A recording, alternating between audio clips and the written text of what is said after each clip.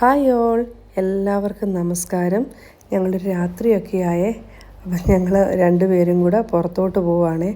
ഞാൻ ഓർത്തപ്പം നാളത്തേക്ക് ഉച്ചയ്ക്ക് കഴിക്കാൻ മീനൊന്നുമില്ല.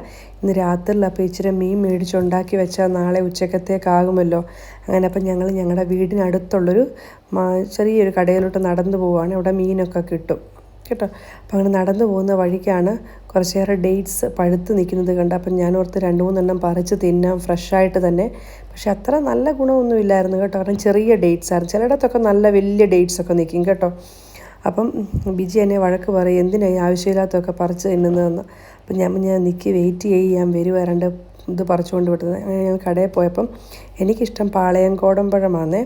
അപ്പം എനിക്ക് ഈ പഴം കണ്ടിട്ട് അത്ര നല്ലതായിട്ടൊന്നും തോന്നിയൊന്നുമില്ല. അപ്പം അങ്ങനെ ഞങ്ങൾ മീൻ മേടിക്കാൻ വന്നപ്പം ഒത്തിരി മീനൊക്കെ ഉണ്ട്. പക്ഷെ ഒരു പുതിയ മീൻ ഞങ്ങൾ അവിടെ കണ്ടേ. എന്താ ലേഡി ഫിഷ് എന്ന്